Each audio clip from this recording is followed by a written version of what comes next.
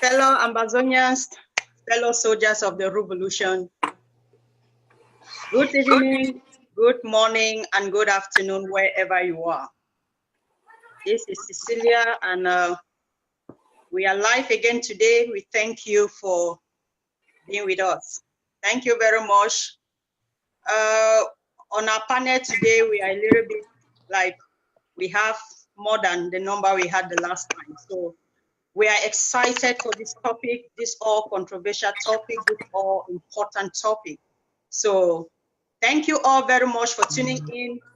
Thank you for coming, and we hope to have a very constructive conversation this evening on this all important topic, school resumption on ground zero, school resumption in Ambazonia. So we are grateful that you came on, and please, as you join, share and invite your friends. Let us all talk about this all important topic. This is very important for our people. This is very important for our nation. So let's share, let's join, share, invite your friends, and let's have a civil conversation on this topic. While you can see all our panelists on your screens, we will be coming on soon to introduce them to you. Yeah, so that we can at least start and have a very constructive conversation on this all important topic. Okay, ladies and gentlemen of the panel, good evening to you all. Good evening from my end, good morning, good afternoon, wherever you are. Good evening. Hello, good afternoon or good evening to you. Great. And good day. Thank you all for honoring the invitation. Thank you all for being here this evening. Well, yeah, like we said, this is it. We have to talk about this all important topic, school resumption. But before we go ahead, of course, we always have to honor our anthem. We always have to identify ourselves as Ambazonians. And we can honorably do that through the singing of our national anthem, because that gives us, it encourages us, it motivates us, it makes us to understand that we are a people of our own. So let us sing the national anthem before we dive into this topic. So ladies, Comrade Abu Free, will you do us the honor by singing for us all the national anthem? And so by so doing, I invite you all to stand up and honor the national anthem.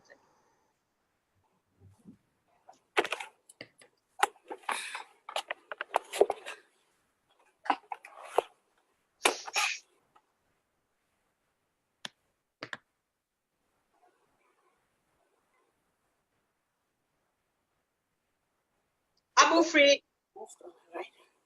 Yeah. Abu Free, now we are waiting on you. So let's have the national anthem. All right.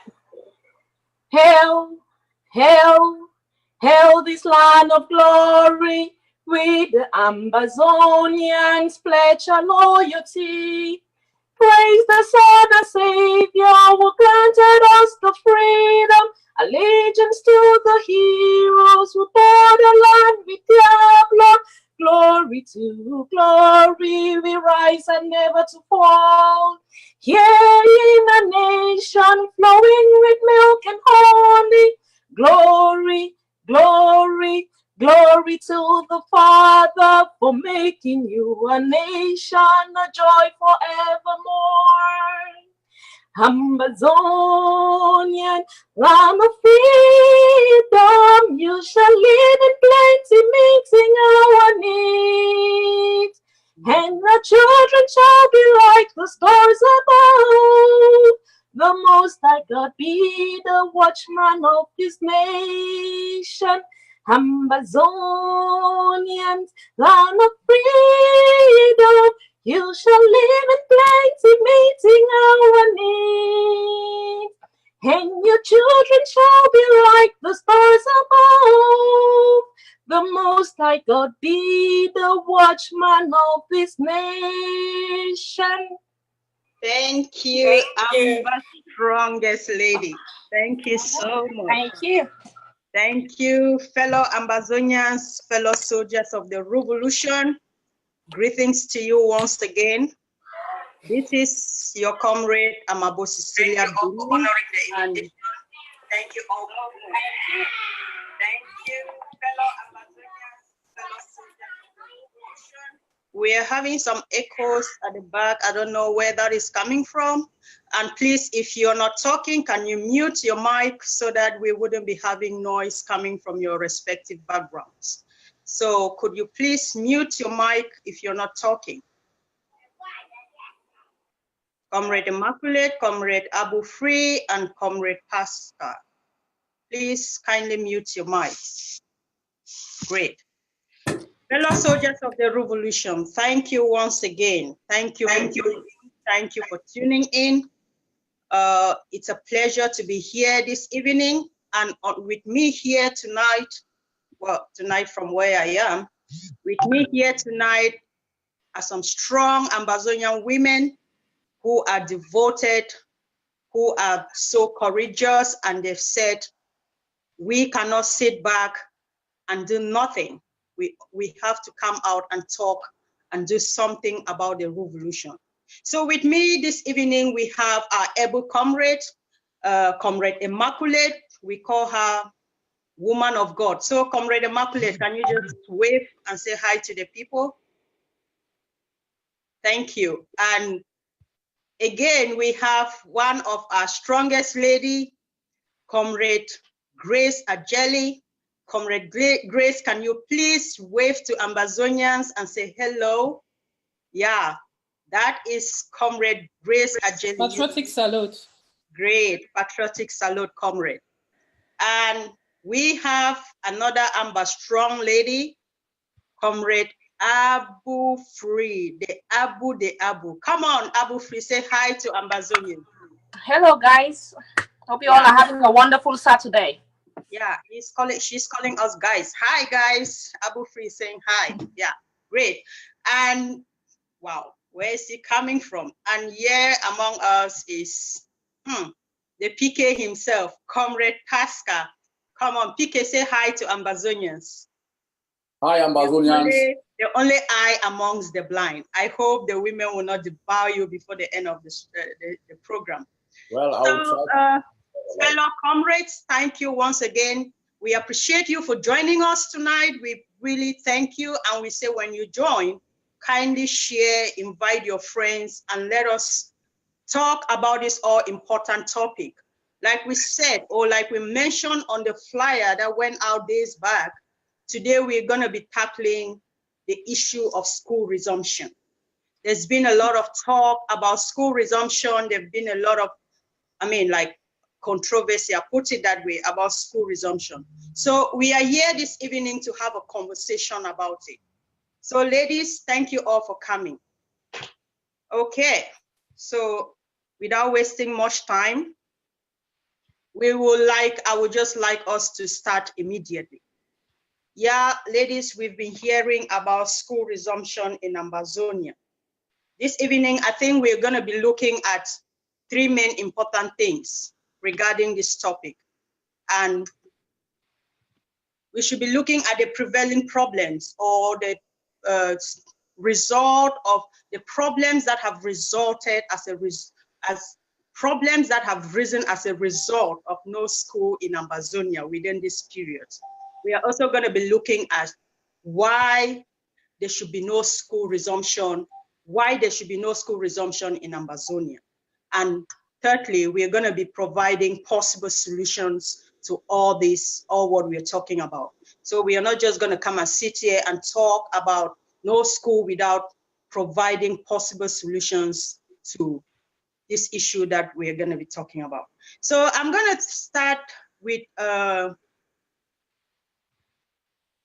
Free. You always have a problem with me bringing woman of God before you. So let us talk about this. There are so many people on Facebook saying so many things. Even yourself, when you call back home, you hear a lot of people talking about this issue of school resumption. Mark Barata was live not long ago. He equally mentioned about school resumption. We saw the leaders went on live the other day. They spoke about school resumption. I saw Mami Jara talking about it. Almost all the activists are talking about it. Almost everybody is talking about school resumption. But now, what are some of those problems? What are the issues that have risen among our people as a result of no school in Ambazonia? Abu Free. Thank you, Spokes. First off, the reason why I said that I should be called first is actually just because my dearest woman of God, when she starts talking, I mean, it is just so great that you cannot beat it. So I just wanted to make my point first before she makes her point. Now but make sure you utilize it. Anyways, no, under normal circumstance, you all know me very well, and you all know that I am, when it comes to education, I am a big supporter of education. And in this instance, if this situation, if the struggle was in a peaceful stage, right? If it was in a peaceful stage, I will be the first person to be advocating for school resumption. I would definitely want kids to go to school, regardless of the fact that there's a struggle going on. I stand on the other side of no school resumption just because our kids, or the kids down there, the school children, their lives are at risk. We cannot put kids out there when we know that bullets are flying all over the place. We cannot send them to walk to school. Some of them, I mean, we know how we've been down there, we've been in the system, we know how far we walk from home to school. You never know what can happen.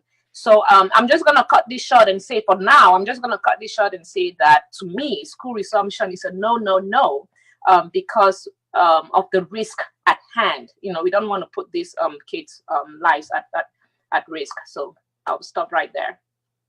Okay, Comrade Abu Free, I don't know if you got my question well. I was saying that let us be able to identify some of those things that have actually happened as a result amongst our people as a result of no school resumption. Because when you call back home, you hear somebody saying that this has happened because my children are not going to school. So I wanted us to pick out some of those issues that parents are raising as a result of children being at home before we can actually why we don't want children to go to school. Oh, okay. Sorry, I got I got misdirected. First, okay. Good example from my case with regards to the organization that I run, African Girls. So I was actually talking to one of my directors the other day, and one of the things she mentioned was the fact that because we work with a lot of teenage girls, young girls. So one of the things she mentioned was the fact that the pregnancy rate is getting too high with regards to kids not going to school. So that is one of the effects of not going to school. I can state that because I was told, given the fact that she works with these girls on the ground, but I cannot categorically state if it's a fact or not. Secondly, I think another thing that parents are complaining about is armed robbery. So I guess we have some young men that are, breaking into people's houses. I don't know. This is me just guessing that these are some of the things that may happen. Breaking into people's houses and stealing. So those are the two that I can actually think of right now. And again, it's not a fact. It's just, what we hear out there. Great. Thank you so much, Comrade Abu Free. And I would like to bring in Comrade Grace Ajele. So, Comrade, do you think there's some other things that you want to point out as a result of children being at home, just like Abu Free pointed out? You're on mute. You can unmute yourself now. Thank you very much, Spokes. I can say from what I've heard that girls are getting pregnant while being at home, but I've also watched and gotten video of the fact that our children now know our history. Our children are more cognizant of what's happening. And I could tell you that growing up, I didn't even know our history. This struggle taught me a lot. But when I see children of 5 years, 9 years who can articulate the history of Ambazonia, I'm really proud that this staying at home has opened our eyes to a lot of things. Yeah. So that's what I can say in that regard. In other words, we have both positive and negative things happening as a result of children being at home. Okay, woman of God, I want to give you the floor to also say something in respect to this. You can unmute yourself now. Okay, actually, given the fact that the kids are at home, and they don't have the luxury of having a bus ride them to school with a security person guiding them. They always have to walk on foot and mindful of their safety, which is the most important thing that anybody in life with a conscience should think about. The safety of the kids, the environment in which they are, you know, some those concerns that are coming are genuine concerns. But when you come to dealing with matters of life, like we are in a state of emergency and a state of war, you want to give priority to right of life. You want to give priority to safety. So it is true that people are thinking that way. Some mothers are complaining that the children stay home and eat more than they ate when they went to school, and they are not able to keep up with feeding the children. That's and right. my simple question is, if that child is shot and is in the grave, how much food can you purchase to bring that child back to life? Is it not better to have your eating child alive at home with you and just have the problem of food shortage and that your neighbor can compliment with you? Or you put that child's life on the line and then the child passes on. How much food will you need for the death celebration? Great, great. What a great question. That is a question our parents back home should be able to answer. And before I move forward, I also want to give the floor to the only man in the house to tell us what he believes about it. So PK, go ahead, you have the floor. What have you to say in respect to this? Anyway, can you hear me? Oh, sure. Okay. Let's just take a step back. And when we talk about school resumption, what school are we talking about? We hear that the GCE came out recently. You see how they keep on desecrating our educational system. The GCE came out recently. There were people whose names were read. And when they collected their slips, they found out that they had failed. There were people who did sciences, but they collected their slips and found out that they had the arts courses there. There were people, you know, who failed, whose names were not read, but when they went to collect their slips, they found out they had passed. What type of school are we talking about? Okay. We need to understand that going to school is not just to go to school. I call it as of now till we put our educational system in place. What they are doing is miseducating our children. They are miseducating our children, and we have to stop it. Yeah. You better sit down. The Ghanaians didn't go to school for over 3 years. But look, these are the best countries in Africa. Some of us go and study in Ghana.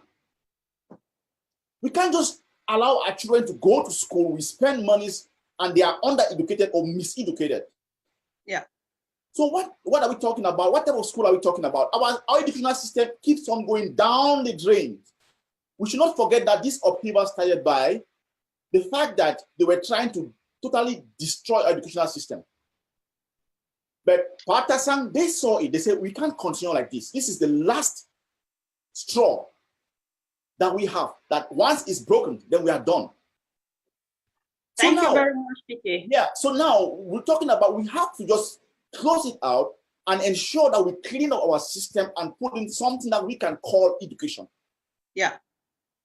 Okay, thank you so much. I'm happy now that you've settled, and I was just doing this because you have not settled. So I was actually coordinating so far because you've not settled. So I'm just going to give back the baton to you to start coordinating why I actively take part as one of the panelists. So over to you, PK. So you can go ahead. It's all about school resumption in Ambazonia. So you go ahead and coordinate, and then we will actively take part. I will actively take part in the discussions. Thank you. So Okay. are you ready? Well, I think I'm ready. Great. So let's do it.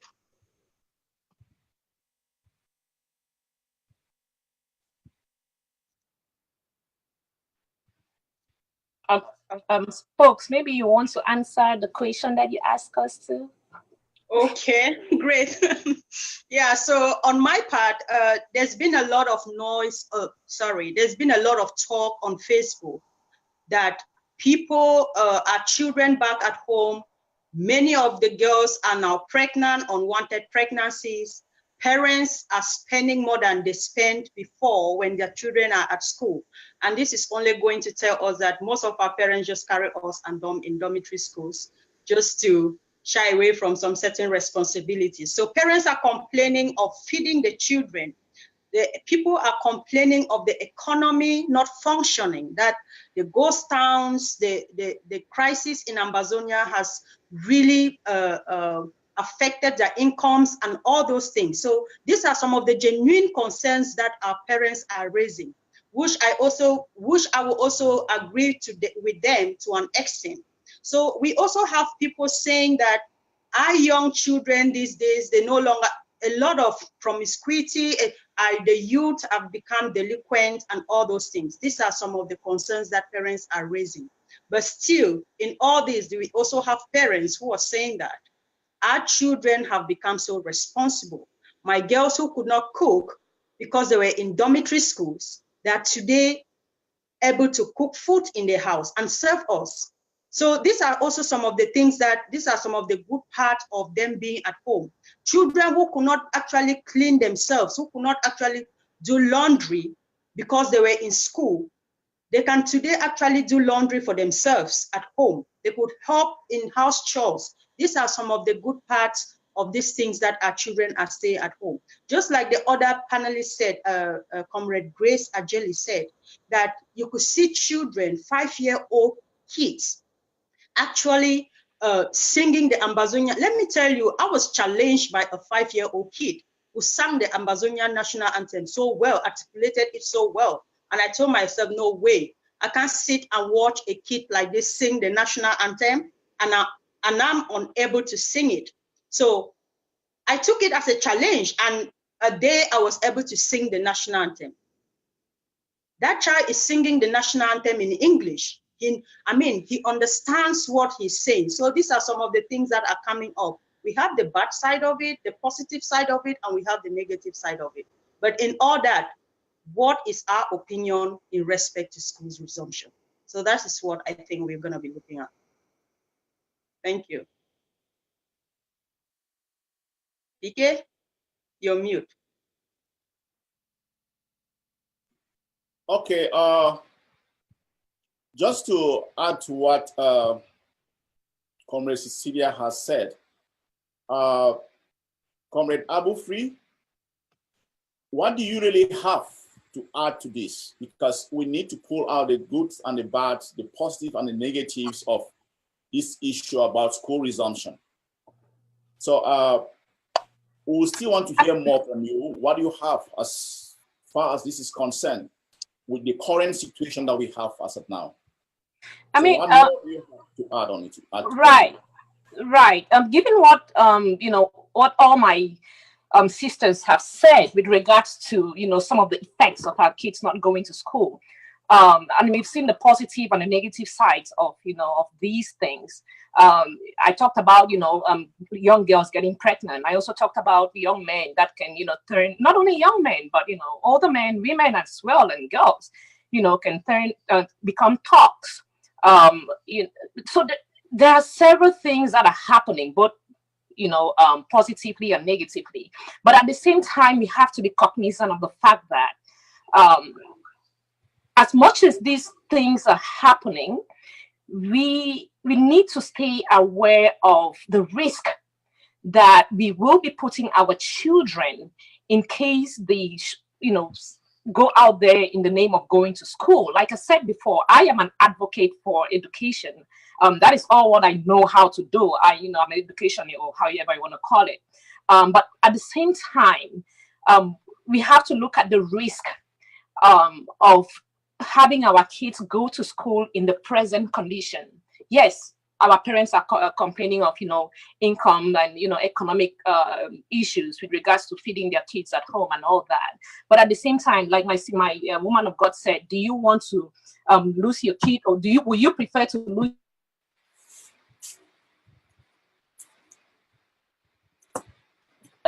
Am I on? Sorry, I think I had a call coming in. No, but yeah. Okay. So like I was saying, it is imperative for our parents on the ground, for the parents on the ground to understand that it will be a very, very risky situation for them to carry their kids or to let their kids go back to school, especially those that have to walk from from home to schools, or there are kids that live probably miles and miles away from school. You never know the bullet that is going to pick, whose bullet is gonna hit on a kid. So we have to be very cognizant of these issues. Again, I think everybody that has spoken on this issue has voiced their concern, targeting risk as the main problem, and we have to stay on that. Risk. You don't want to send your kid out there with all the bullets flying, or maybe machetes and all that.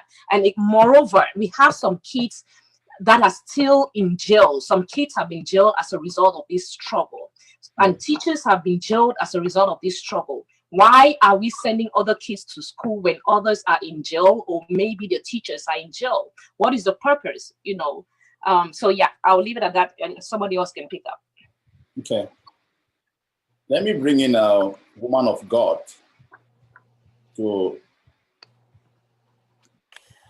woman of God.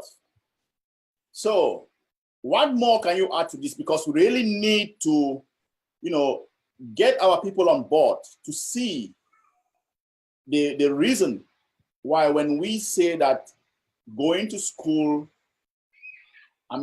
is of no essence, or maybe it's of essence. So it's some sort of an open discussion.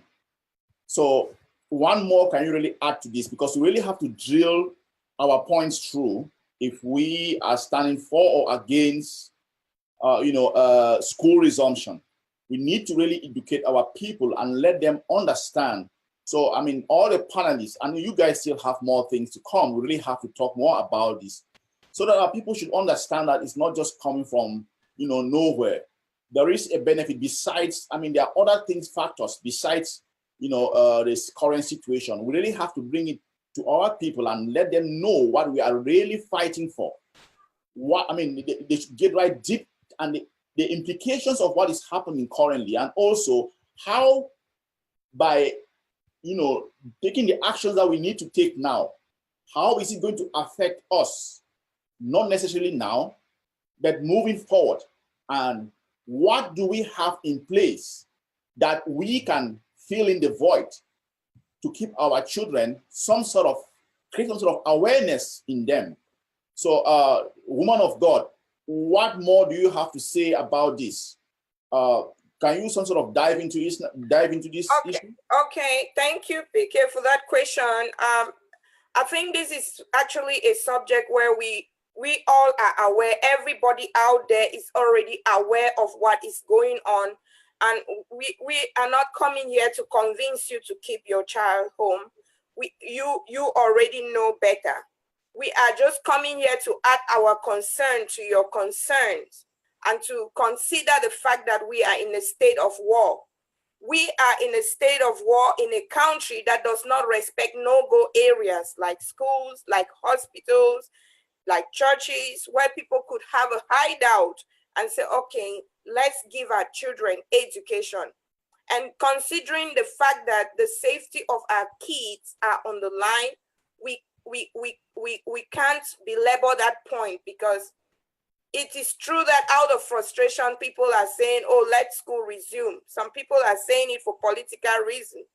I am not a politician, and we are not going to politicize the safety of our kids.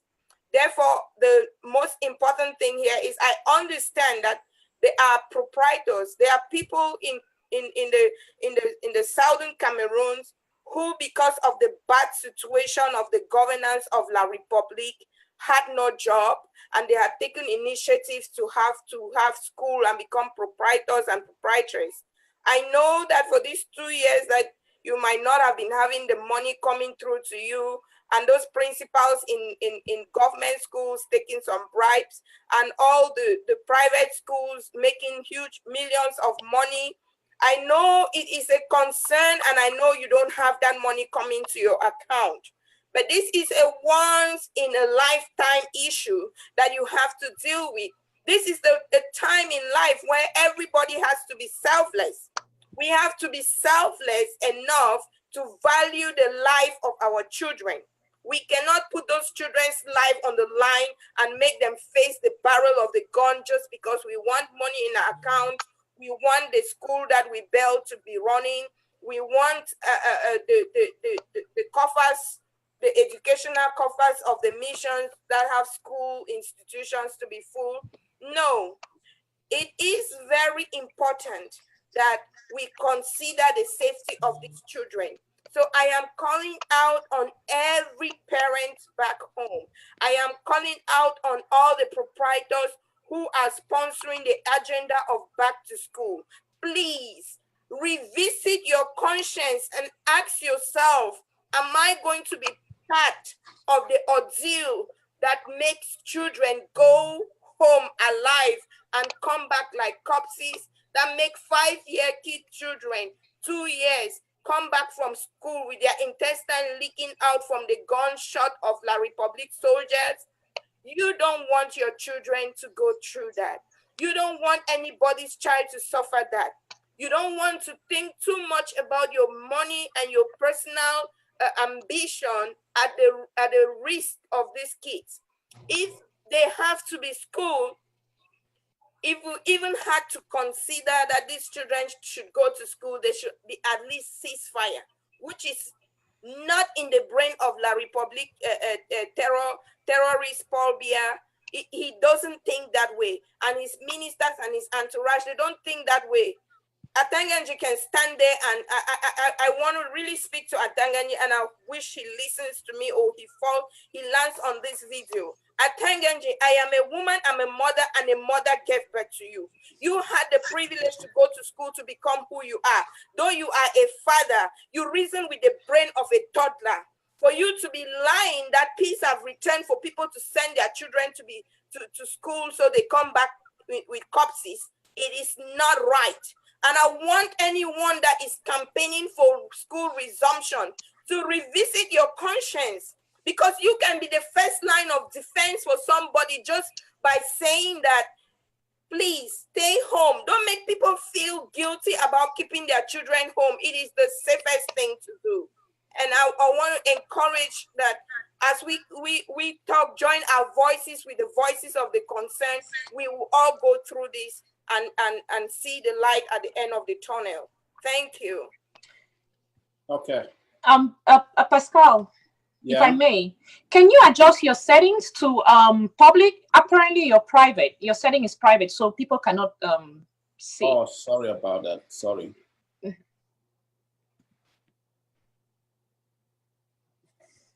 So yeah, we have people complaining of not being able to join.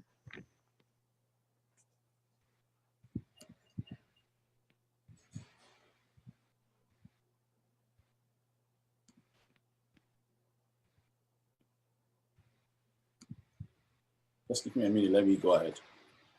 Meanwhile, while I'm working on that, yeah, PK, I'm just going to take on that if you're still trying to put us public. Okay, just go ahead, please. Have you identified the icon? I'm working on that, please. Can you? Okay. Well, thank you very much, woman of God, for that contribution that you just gave.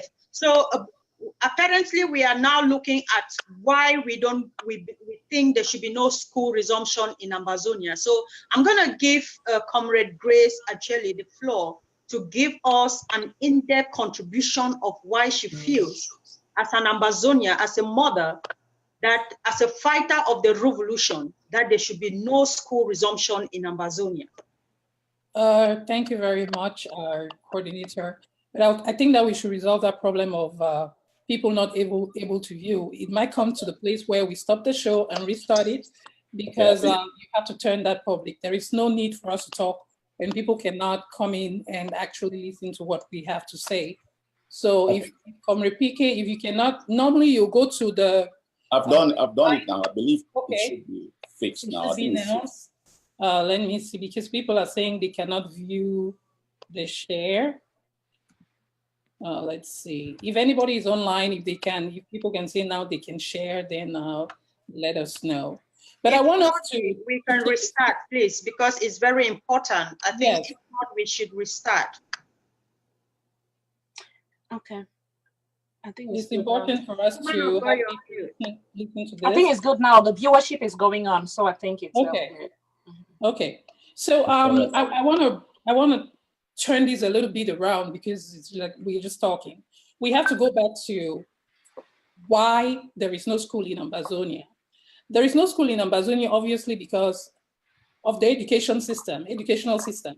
And we all understand why Dikin Tassan came out and said there should be no school. Children should not go to school. If we are asking for our children to go to school now, what has changed? It's important for us to understand that nothing has changed. Are we using the same curriculum? So those who are clamoring for school resumption, can they tell us why they want our children to go to school? We told the children not to go to school because of their educational system. Nothing has changed. We have the person of Dikin Tassan that called for no school. We don't even know where he is. He's disappeared for how many months now? So what are we talking about school resumption? I begin to ask myself, who are those benefiting for schools to resume in Ambazonia? Do they really care about our kids, or is it a different agenda? Is it politically? Yesterday, I heard the bishops came out and they talked about school resumption. What are they crying after? Is it because they don't have finances? They're being depleted because we are causing economic havoc on them, that they are asking our children to allow our children to go back to school free of charge, when our parents, our siblings, our brothers and sisters don't have jobs. They are out of jobs. Our villages are burnt. Abobala put on something on his profile, 106 villages burnt. How do you want the kids to go back to school? How? To live in what houses when our villages are burned down? 106 villages. People are in the bushes. What has changed? I need Ambazonians and all those who are clamoring for school resumption to tell us what has changed. I yield. 6 villages. People are in the bush. Thank you very much, Comrade Grace. Comrade PK, are you all right now to take over, or should I continue? Yeah, I think I'm good. I'm good to take care of. I'm sorry about the technical glitches, please. Okay. I'm just trying to, get things going. Comrade Cecilia. Yes, sir. Yeah, what else do you have to say about, Comrade Grace really hit on some key points. We started off this whole thing with our comrade, our able comrade Tassan saying that no, our education is going down the drain.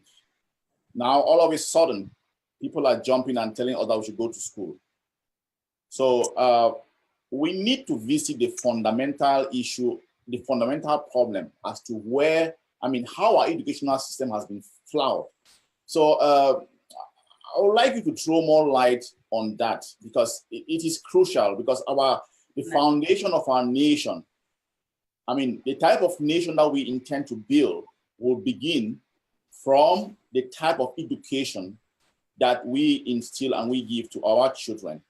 So as far as that is concerned, what more do you have to say about, I mean, do you have any ideas about the flaws of what is happening to our current educational system? Most definitely. Yeah. Thank you very much for that question, and thank you for the opportunity. Thank you, Comrade Grace, for that, going back to the very root cause of why we're here.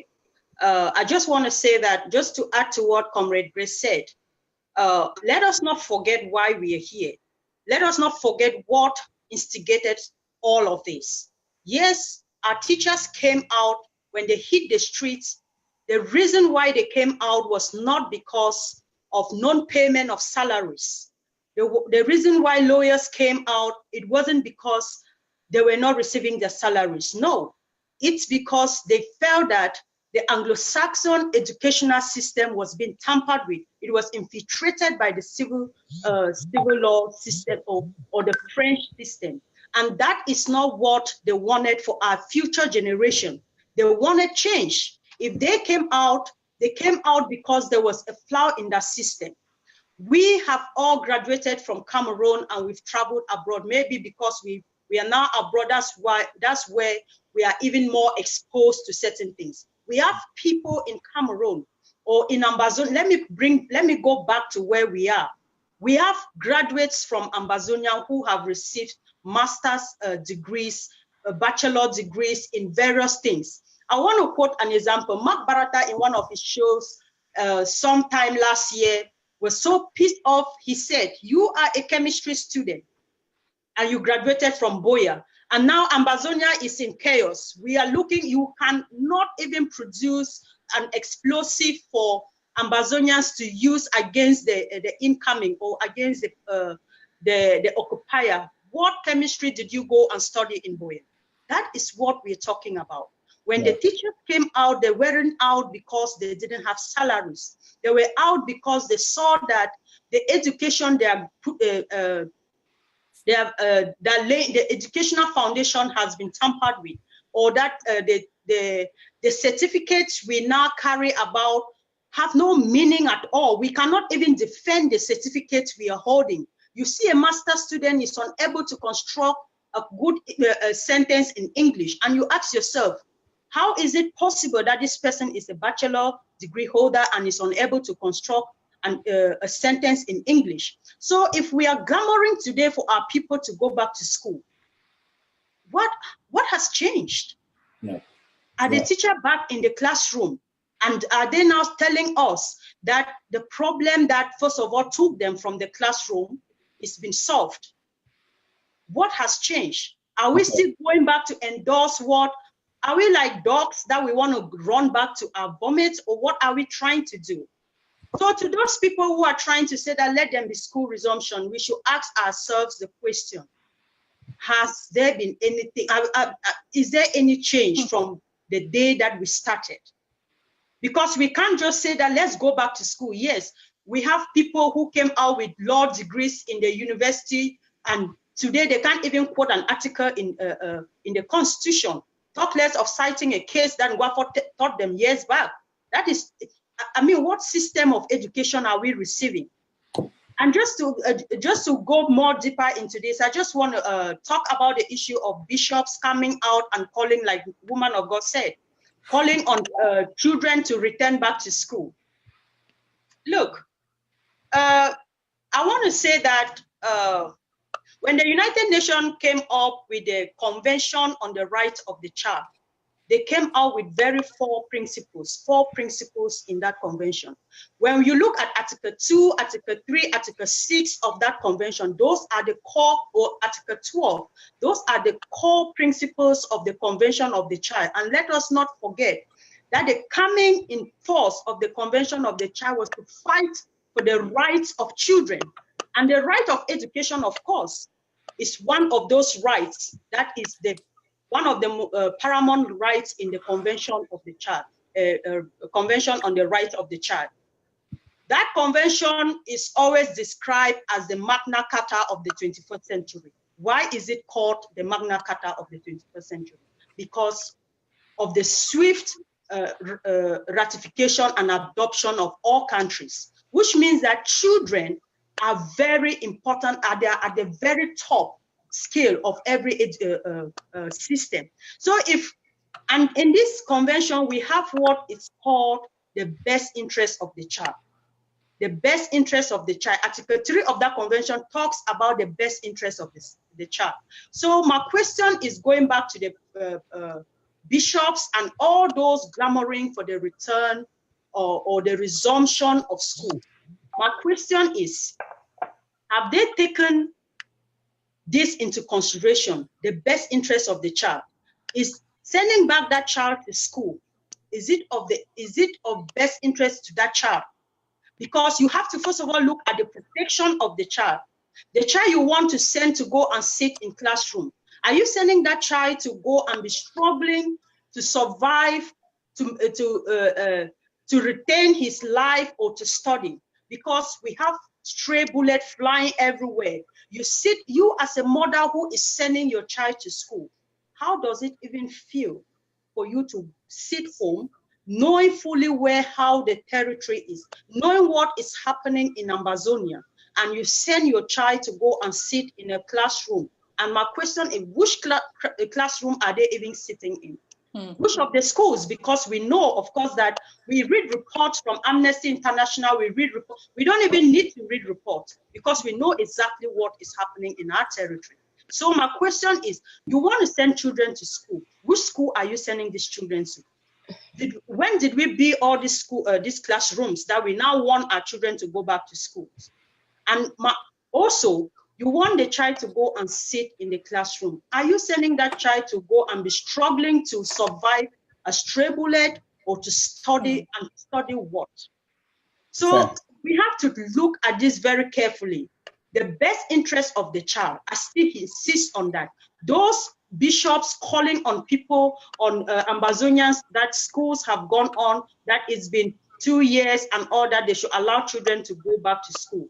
My question to them is returning to school for the best interest of the child, of that child? Okay. So I hear. I have more to say on this, but we'll also give opportunity for others to say before we come back up. Thanks very much. Thanks very much, Comrade Cecilia Mabo. I mean, you really hit some key points. So I would like to call on Comrade Grace. Maybe we have to really, talking about this issue about school resumption, school and the rest. I don't know, what do you really have in mind as far as how our curriculum has been flawed? Do you have any idea or do you have anything to throw? I mean, we all, are in the Western world now. You know, we see the flaws of our educational system.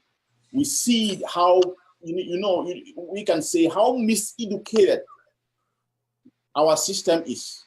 So, Comrade Grace, what do you have as to say as far as our system, the educational system has been, I mean, the curriculum, what they teach our children and how our educational system is structured? What errors do you really see in that we are striving as hard as possible because we must and will win this revolutionary war. We must and we will create a new nation. What errors do you see that exist in our current system that you think that we need to really drill right down into and see how, how flawed it is and what suggestions you might be given later on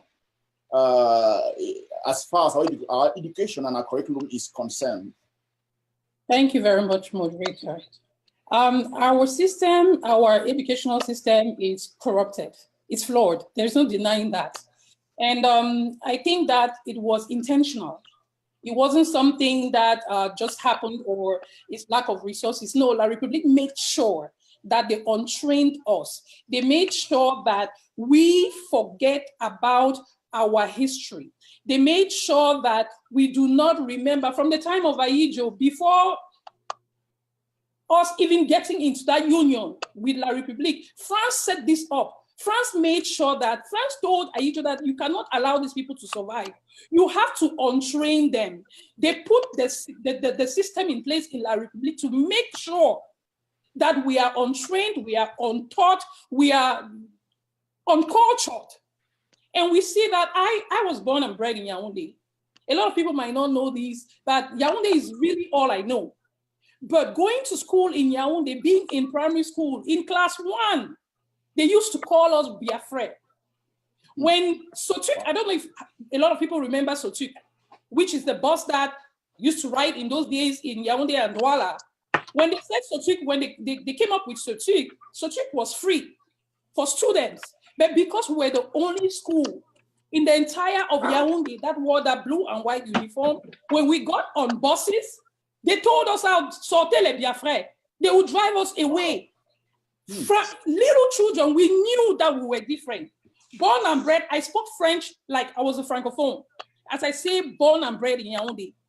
They will wait for us after school and fight with us and say, les Biafra rentrez chez vous.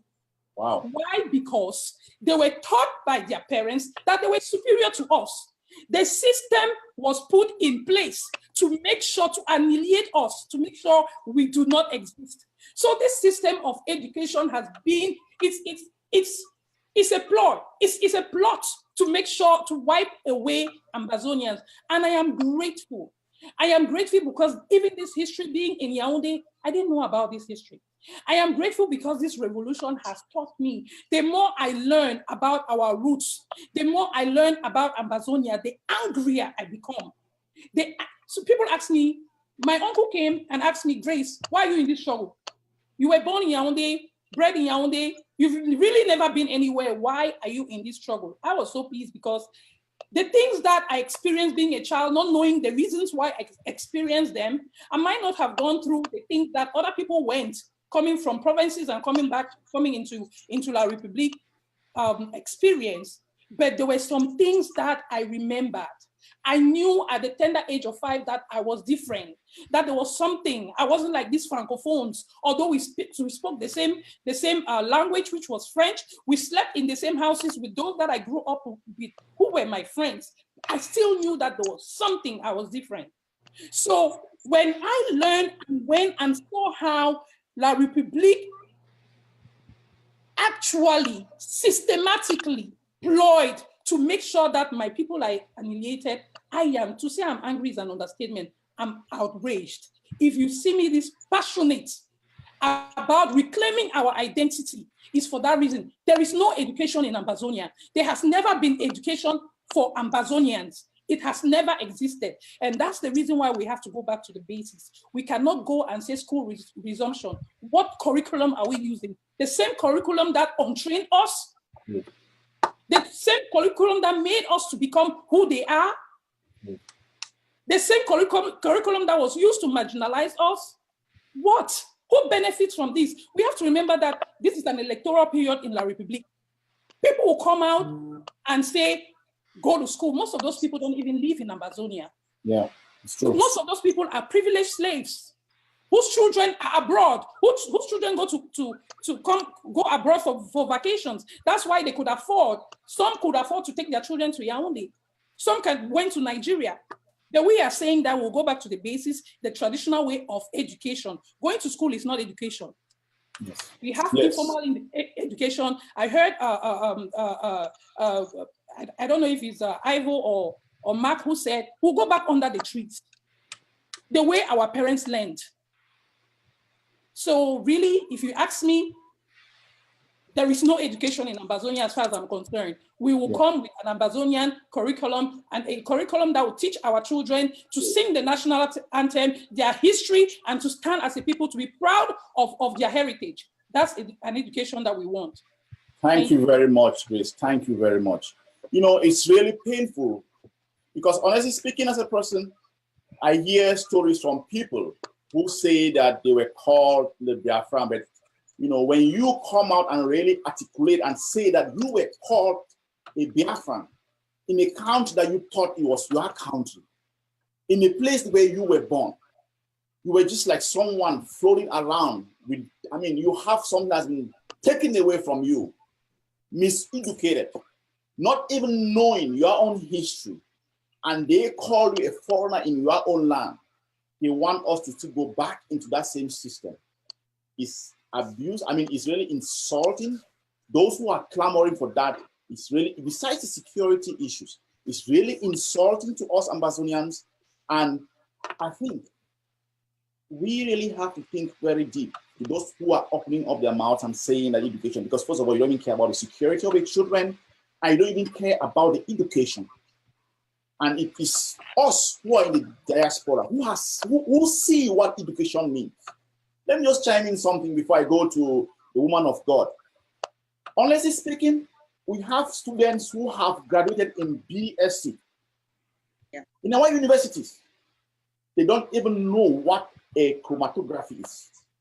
They don't even know how to handle pipettes. Most of them come back when they go to Europe, come to Europe or the West. They take in preparatory classes to get used to the equipment. Those are things that children in the college abroad, they are used to, they know it. You can imagine how embarrassing it is. Do we have to keep on recycling this level of ignorance for our future generation, or do we have to say that enough is enough? We will make our children to be very competitive in the current world that we find ourselves in. So let me throw it back to the woman of God to talk about, how do you think our education, our curriculum, our education is flawed? Because we know that it's broken.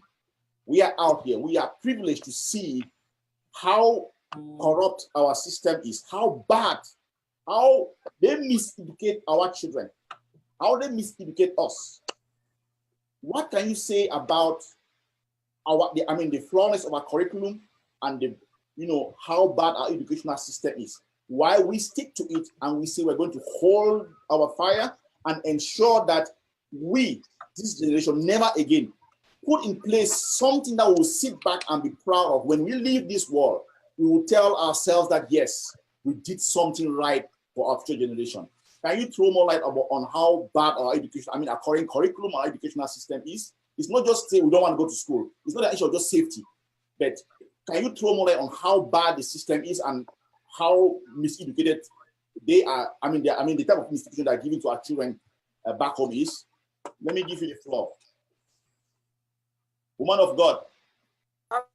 Okay, thank you. What the spoke lady and Gracie said, especially when Gracie recounted her childhood experience, it set me tearing down, and I couldn't control it. I'm sorry. Actually, we even made the remnants of of our original school curriculum from our forefathers. We of our generation, we enjoyed that privilege. I remember when I was in the primary school, how we were taught with readers that could help a child dream. I remember a page on my class 5 reader where a woman was laying in bed, and I can always read it back. That last night I dreamt about the future, about what my village will look like in 20 years' time. I saw white roads and new schools. I saw some hospitals and some factories. Some people say my dream won't come true. What do you think? And this piece of write-up on my class 5 primary school reader always rings in my head. And it gave me the reason to be a dreamer and live a purpose-driven life. But not everybody had that privilege after me to be able to go to school and let school give birth to purpose in your heart and give you a dream to live, work for. And yes, my dream did not come true. 20 years later, there are no white roads, there are no hospitals, there are not factories. Why? Because in course of it, they stole the core of that education from me. I was a science student, measuring well in maths and everything. If I was in another country or if I had followed our initial curriculum, I will be a neurosurgeon somewhere or a pilot somewhere. But I did physics. I did all the electricity, knew how to connect all the electrodes in theory. I did all the chemical equations in theory. Math asked a question that really kind of make me cry, that you who read chemistry, what can can you be able to even form an explosive? No, I can't, Mark, because they gave us the fake education. And then you find yourself in a French university where you're obliged to speak French. And when you solve a quadratic equation, they tell you if you do not solve it from the French version, you fail, even when you solve it from first principle. And you have to fail even if your answer was right. And they don't care to even know the other side of the coin. And then you go and you study biochemistry in the university. When I came to America, I just started school from scratch because that is junk. And we don't want our children going through this kind of a pain. We cannot be deceiving our children. We can't use them like puppets. We can use them like political pride to be able to reach, to achieve our ego. And so we who are standing on this side as revolutionaries, not politicians, are coming back to speak to the conscience to say, politicians, false politicians, leave our children alone.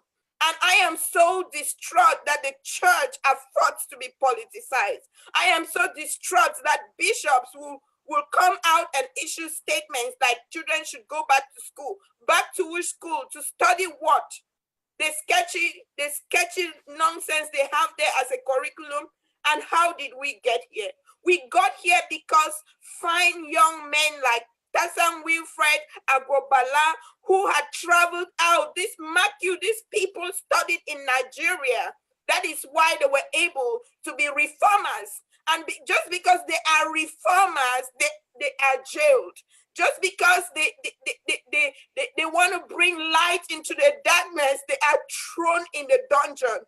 And they are still in the dungeon. Look at Mancho BBC, a graduate who started the coffin revolution. He was out of frustration and pain because he had to walk on muddy roads. And yes, 20 years later and even 30 years later, my dream did not come true. And we want our children to go through the same pain? No. Right now, the bishops and all the people who are saying back to school, I am giving you 24 hours to go back to your room, go on your knees and ask God to forgive you for choosing to be on the wrong passive side of history. We were taught to be active, patriotic citizens.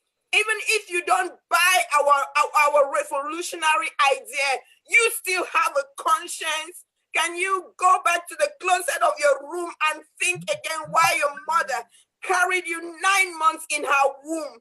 Why she gave birth to you at Tangenji just for you to come and mar the future of millions of children and destroy a whole generation of people and set a whole nation and a territory back into chains? I want you to understand as a woman of God that all your plots and all what you have put in place this time around will not take effect, because God himself has decided that we shall enter our destiny. The cry of our people, the cry of our mother, the cry of our motherland has reached God. And this time the yoke is broken. And I want to say authoritatively, no child going to school, you child listening to me, if you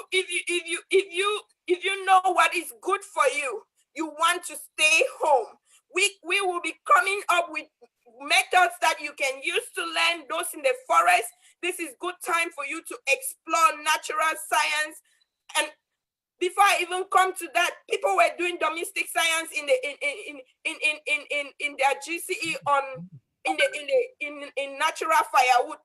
These things we are going to be able to reach out to you. We are working on that tirelessly, and we expect our people back home who are putting their heads instead to be flushing away a challenge that really exists, to be thinking of what they can do to contribute, to be making themselves available to help in homeschooling, community schooling at this time, and instead of trying to sell their political agendas, their business agendas. Our children are not for sale.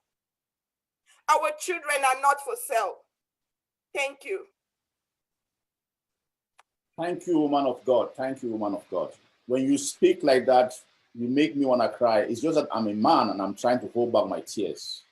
Honestly speaking, it's so disheartening when we bore down into, this rabbit hole to see how they have destroyed a whole generation of people for the past almost 50 years, how they have systematically destroyed us, how we come out. It's just that I say Ambazonians are a special breed of people. We are really a special breed of people.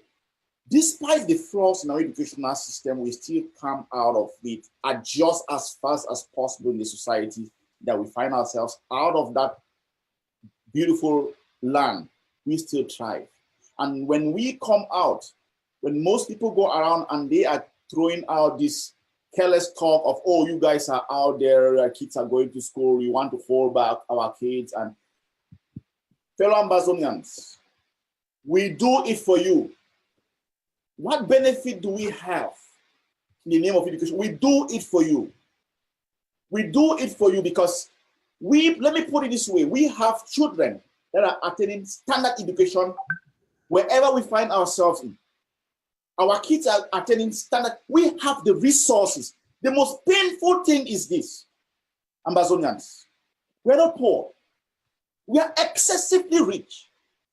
We have every right to have top-class schools. We have every right to have the best facilities, educational facilities.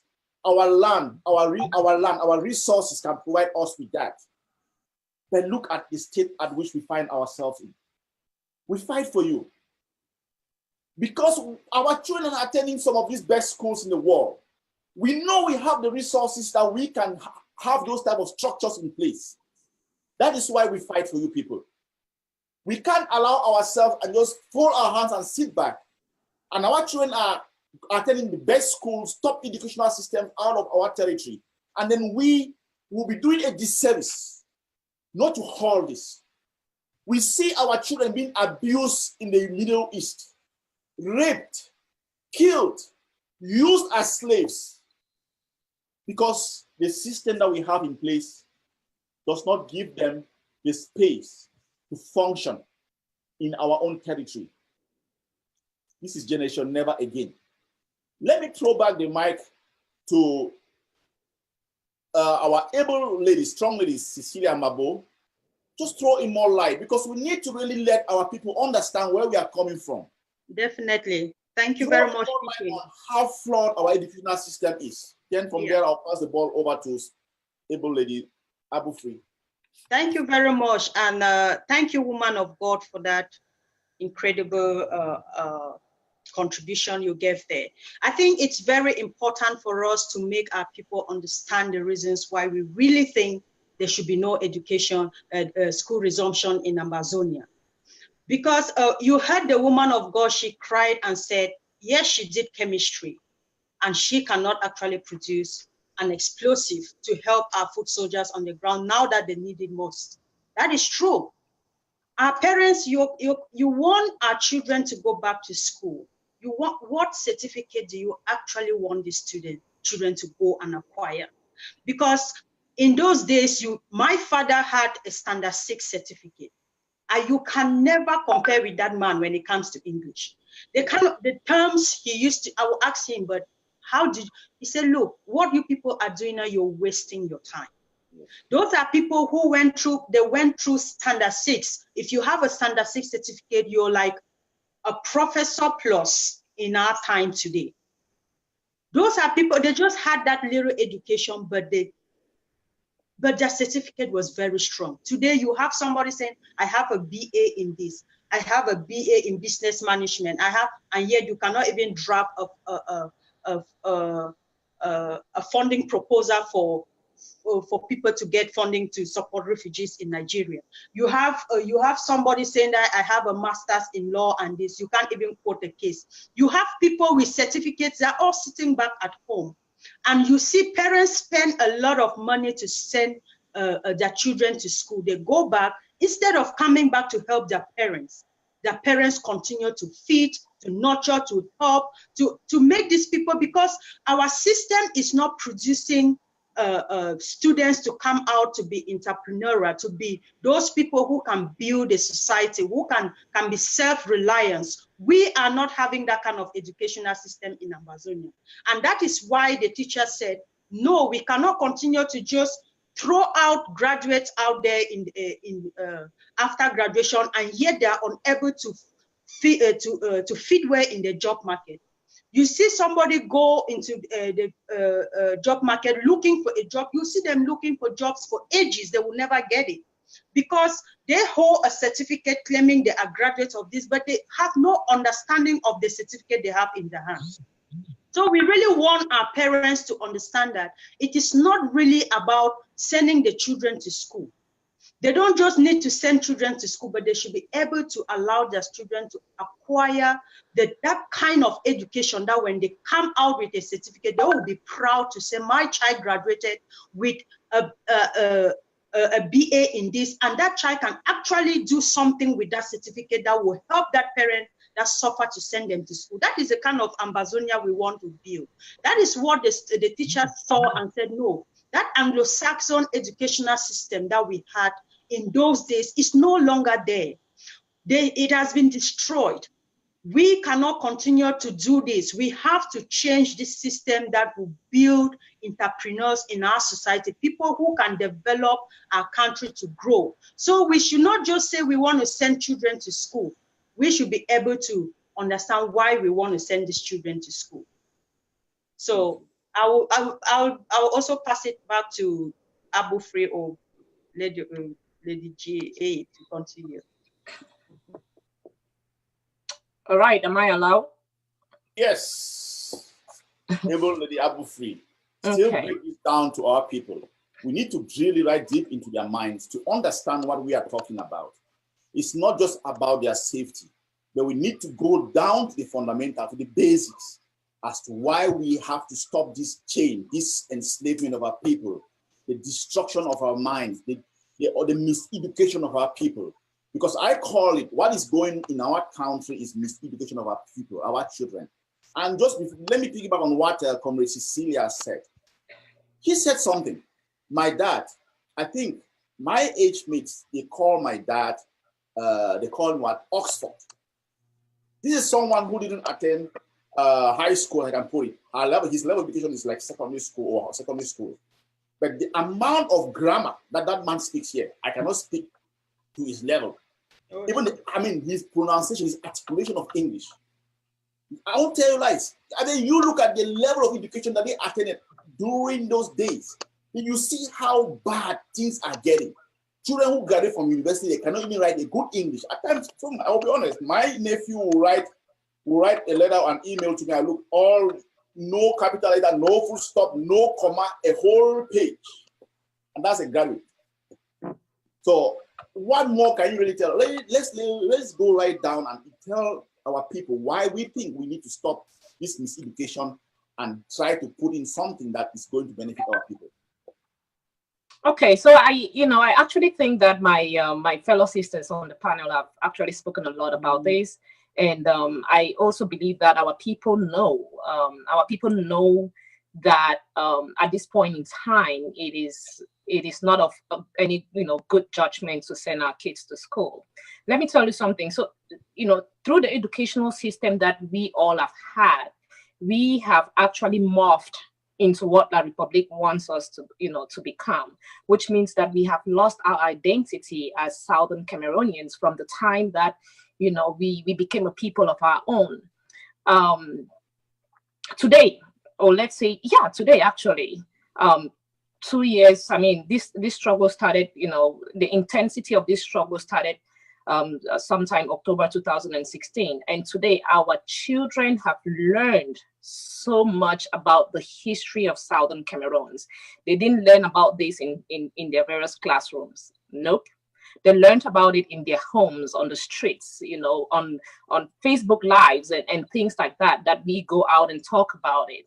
Growing up and being in school, or being in one of the history classes back home, I never learned about the fact that on April 21st, 1961, was it 1961 or 1960? a bunch of countries, or 61 countries, sat down and decided at faith and said, hey, these people need to, have their country and or be, a country of their own. I never knew that because it was never taught in class. So as much as, we want our children to go back home, but, go back to school, or our parents want their kids to go back to school, the question remains, what kind of education are they getting? What is it that these kids are learning in the curriculum, or from the curriculum that they are being taught in school? Is it something that actually makes them who they want to become tomorrow? Does it identify them as a people, or as a people of their own? So these are the questions that our parents have to ask themselves. Like, and again, as much as we all can sit here and talk about school not resuming, or the importance of school not resuming, we also have to ask ourselves this question: what is the alternative? Okay, what is it that we can do for our parents to understand that, okay, well, it's a give and take. As long as we are losing this, we are getting this. What can we do to get these kids involved? So we can talk all we want to talk about schools not resuming, but we still have those parents that will still insist, like, let these kids go to school because we think it is important. My sister talked about the various articles in, the Human Rights Declaration that talked about kids the rights of education and all that. It is important.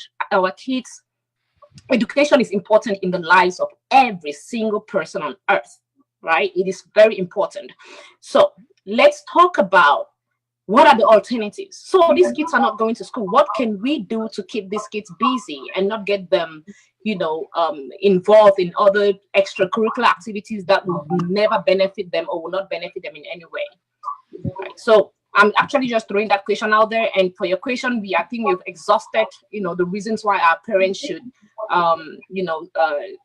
not send these kids to school. What are the alternatives? What can we do? Okay. Grace, do you want to go, or should I go? Go ahead. Lady A. Go Okay. ahead. Okay, Apple Free, just to, that is very true, because we can't just sit here and keep saying there should be no school resumption in Ambazonia. But then, what do we have to offer our people?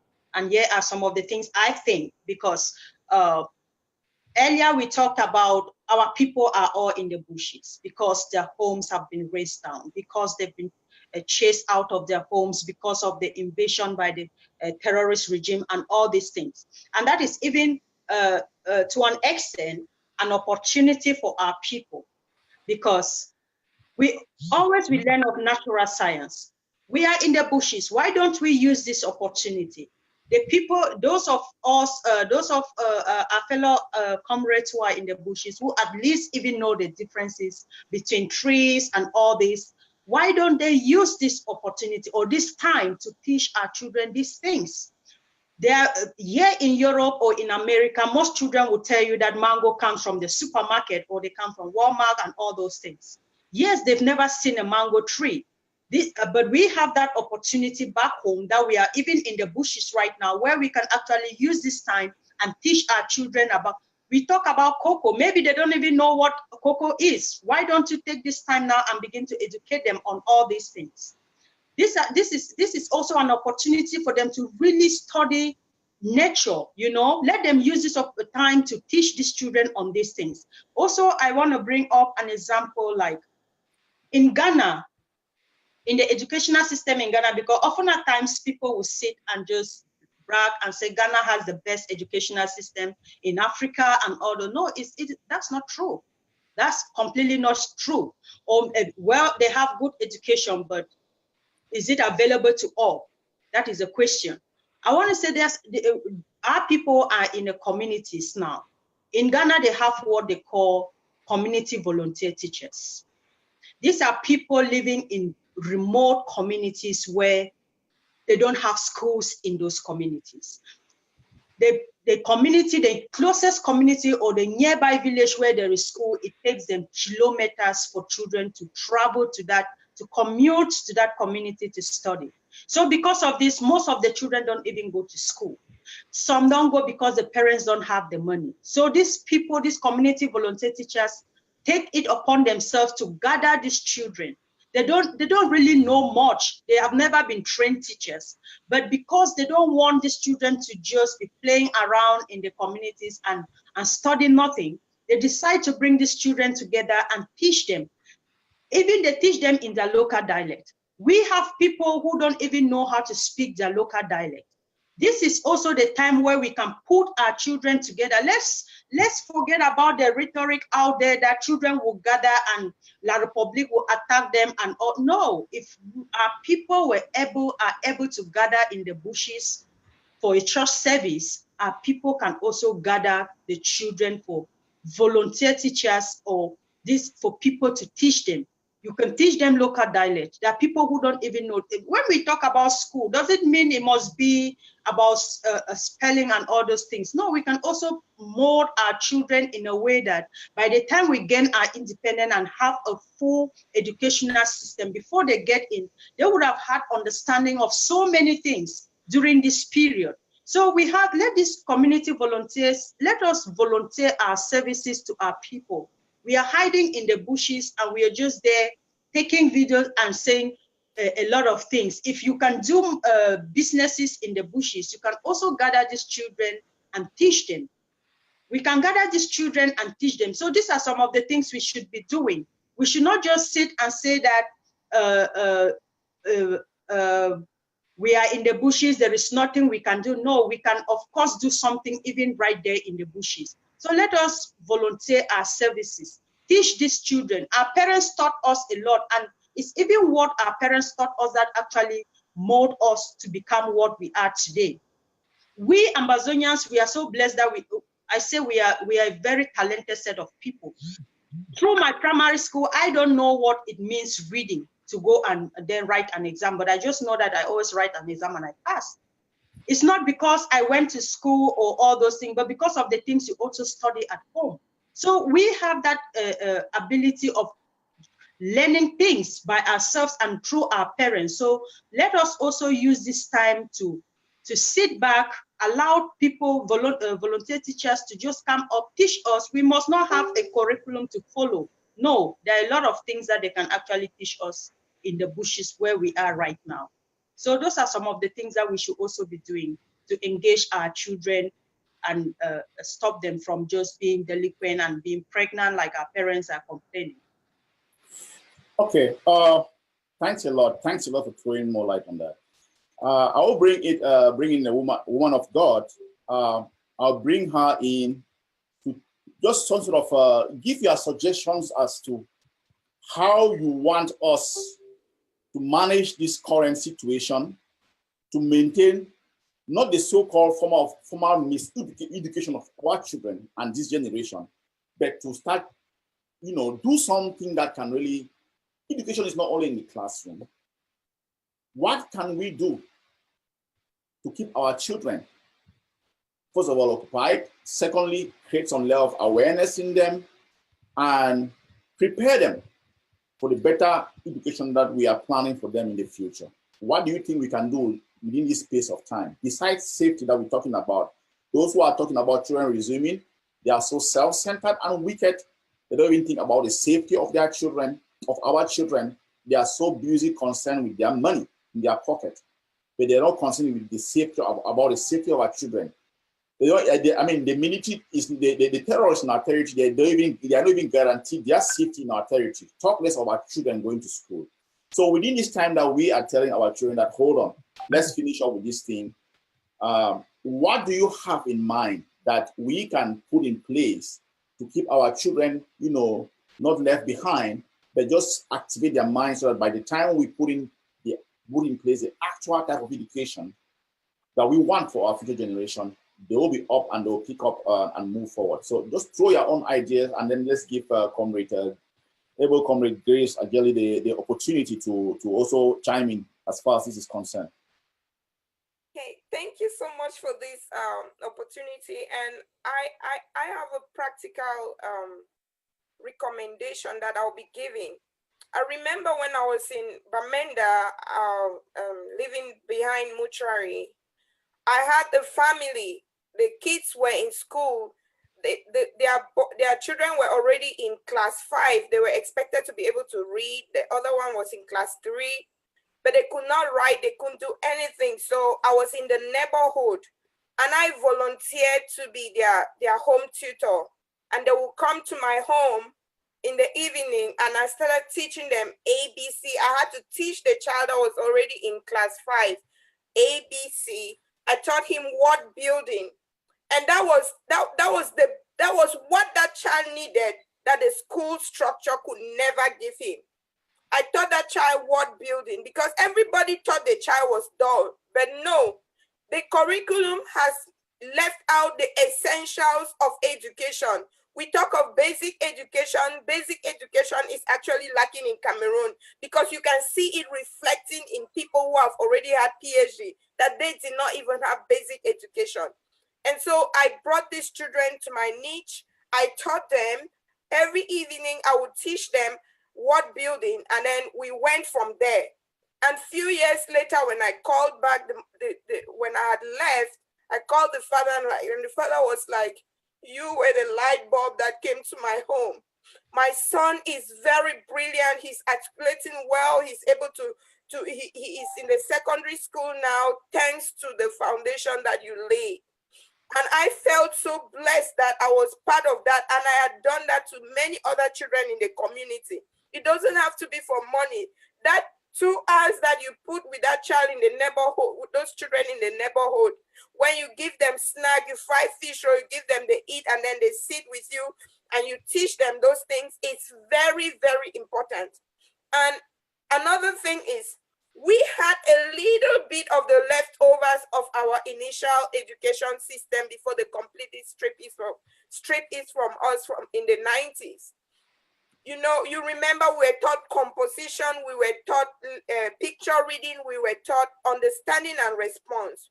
When you even look at our people, even the way they post arguments, even on Facebook, you look at the way they post themselves on the debate floor, you will see that this element is missing because they always talk out of context. It is not their fault. It is because that is the way they were harnessed in the system of the education that France brought to us to be unable to sustain conversations. So they're not able to listen, give feedback. So understanding and response is lacking. They are not able to get a picture of what they are talking about. But God has had mercy on us and brought us to this place in this revolution that we can say never again, that we can say we are rewriting the history of our territory.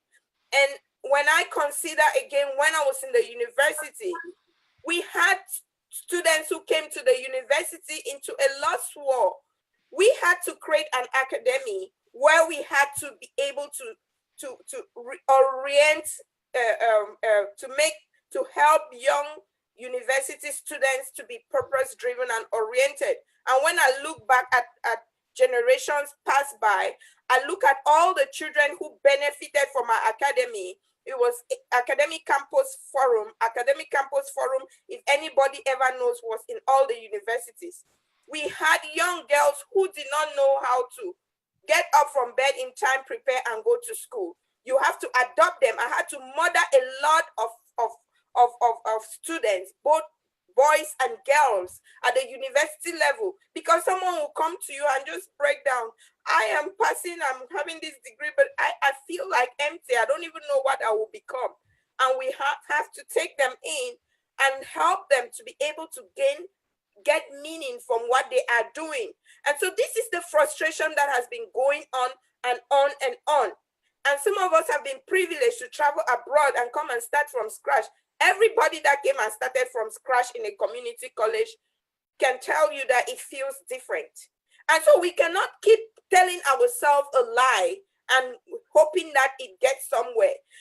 We cannot keep telling ourselves that this cup that I am raising is an eagle and expect it to fly one day.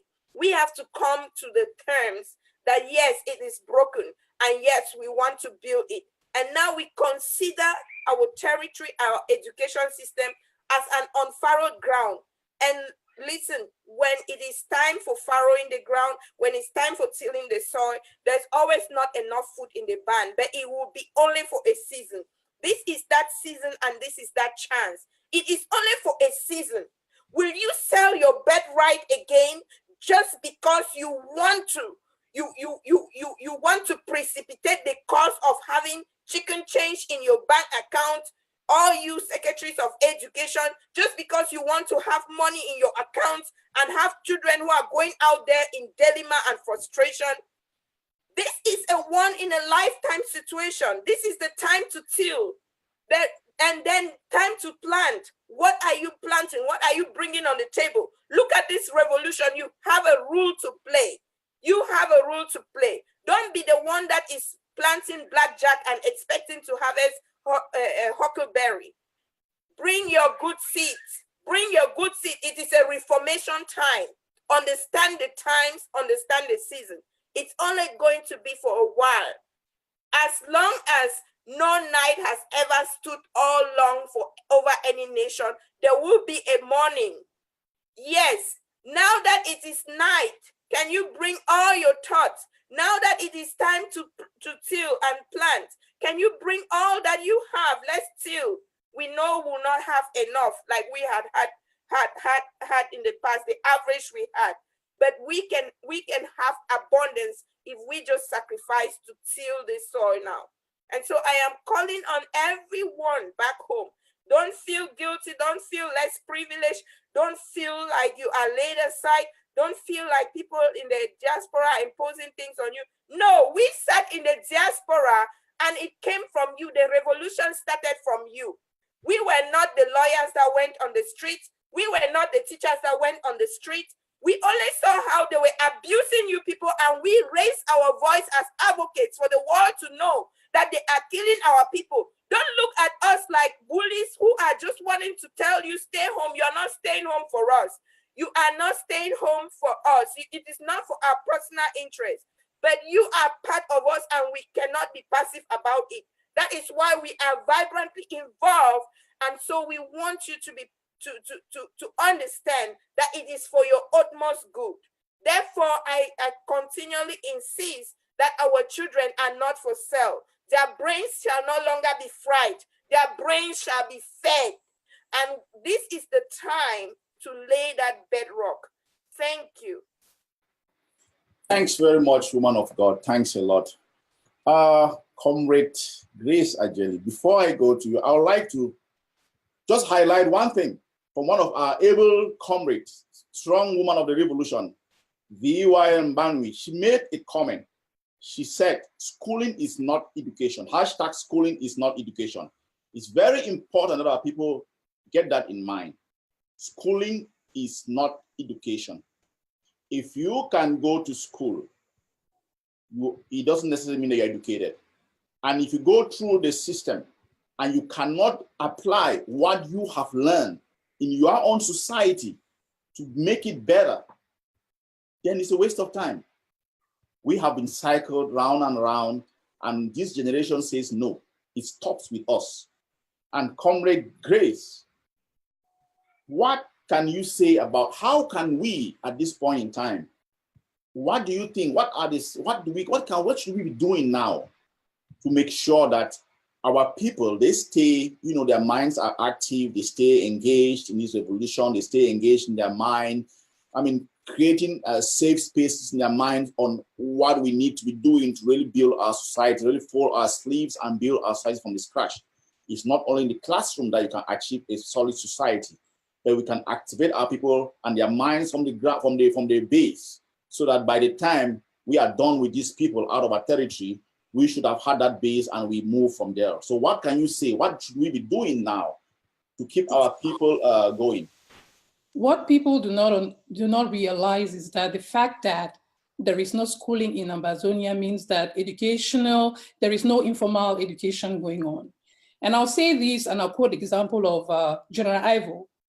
We all watched the video where he called upon PTA teachers to come forth and that he was going to put them on a monthly salary. We've watched videos showing us that students are actually being educated in Ambazonia, not just the way La République wants it. but our children are being educated. I saw a pool of people. How old were they? 3, 4, 5 years, singing the national anthem, singing it so, oh my God. I was like, you can't tell us school is not going on. And they were not singing the anthem in pidgin. They sang the anthem more than I could sing. That was a challenge for us to understand that there is school, there is education, an informal educational system taking place on ground zero. So now, how do we make sure that it goes from the places, it goes from one zone to another? For us to be able to make sure that it goes from one zone to the other, we have to make sure that those zones are safe and secured, that La Republic cannot penetrate. For us to be able to do that, we have to fund the struggle. We have to fund the guys on ground zero for our children to have the education that some are clamoring for that much. It is obvious. It is a fact. We will not go back to La Republic. We will not sit under the tutelage of La Republic, go under their educational system. It will not happen. For those calling Ambazonian children to go back to school, we are calling upon you. Fund the foot soldiers. Make sure that Ambazonia is safe and secured. Our guys are weaponized to defend our children, to make them safe from La Republic. That is what we should be asking for. Not for school to resume and for us to go back within the La Republic educational system. We say no to that. It is important. Although people say that, no, we've over talked about security. Security in Ambazonia is important. For those children to be able to learn in that environment is because those zones are secured. People like General Ivo have made it in such that those children can study because Ambazonian soldiers are the ones that are, they're the ones that are in control of that environment. Why do you think that people in La Republic are asking the privileged slaves or those running for political power in La Republic are asking for school resumption? Atanganji is a territorial minister of territorial affairs in La Republic. That's what he is. And so for school to resume under La Republic's law, or the way La Republic wants it to resume, it gives them power.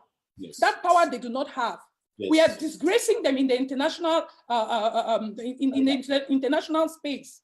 And they know that if they can tell our people, the sellouts and people who are looking for power to tell us to go back to school, the revolution ends. Our revolution will not end with the blood of our children. Yeah. We will make sure that they are safe and secured.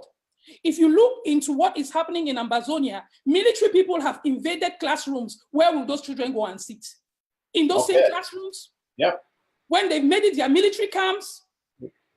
UNICEF goes into war zones and sponsors, train teachers. But have you seen them in Ambazonia?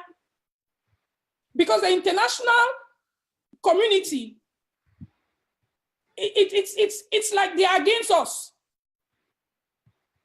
If UNICEF had come to an Ambazonia, make safe for children, protect the right for children to go to school, our children will be going to school. Why are they not there?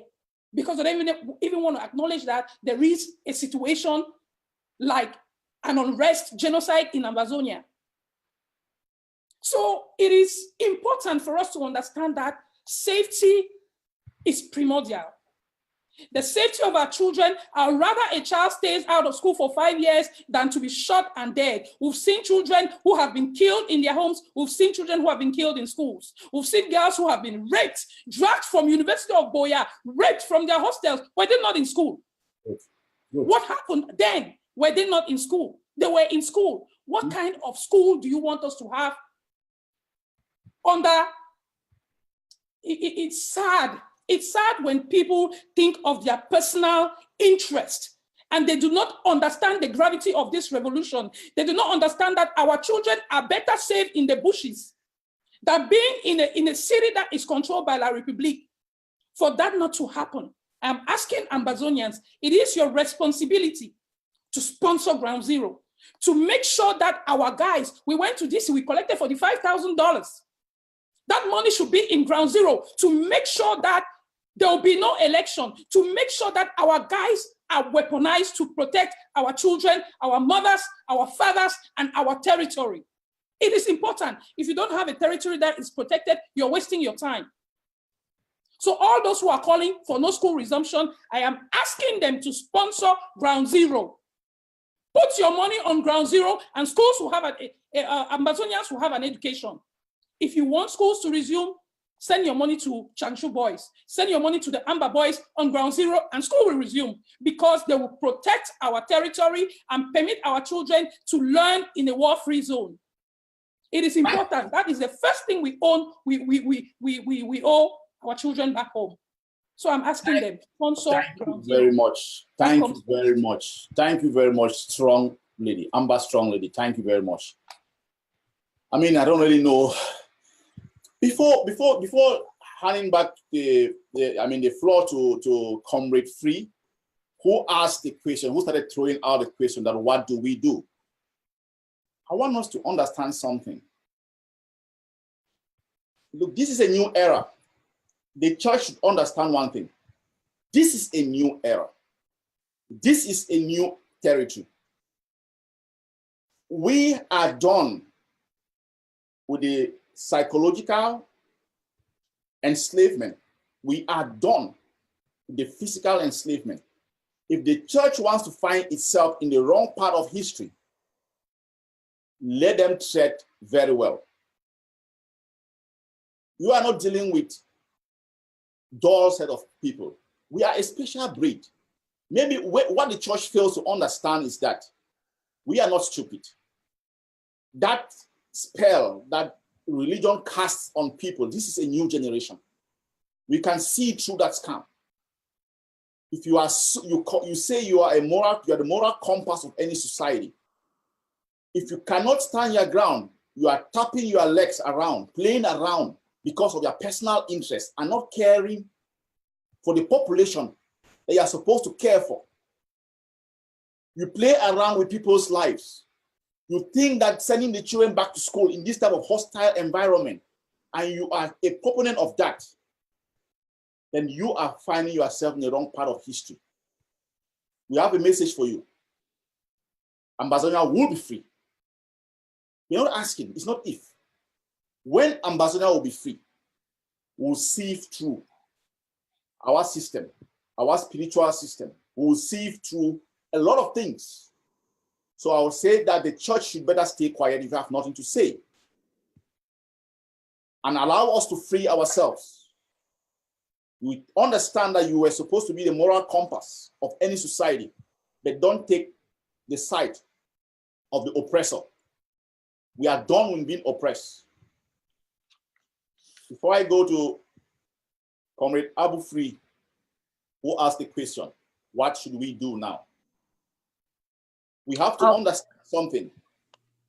Till the last student is accounted for in Ambazonia, till we have an educational system that we shape, that is going to change our society, there is no need for any school in our territory. We cannot be bearing resources in the name of education and miseducate our children just so that we get along. This generation says never. We are taking that destiny, our destiny, in our hands. Nobody's going to do it for us. We are not going to wait for people to decide and dictate how we are going to live in our land. We make those choices. It's our land. The power belongs to us, not to the so-called elites or people who think they can shape our future for us. We who are indigenous, we were robbed of our land, our heritage, and everything. We were miseducated in our territory. We came out and we are educated. We are going to hand over a good legacy of a proper education where our children will be educated and be able to utilize the education to build our society. They can't be putting us into a system where we don't even have the means to apply what we learned from school in building our system. Comrade Abu Free, what do you have in mind as far as occupying our children and keeping their minds busy? Or what do you have in mind as far as educating our children is concerned? Not sending them to school, but educating them while we prosecute this revolution. Okay, so like I said before, there's never been a better time than now for us to educate our children about their identity. They have learned so much about who they are and maybe who they want to become in just this short period of time. And that did not come from the classroom. It came from, the streets. It came from the bushes. It came from refugee camps.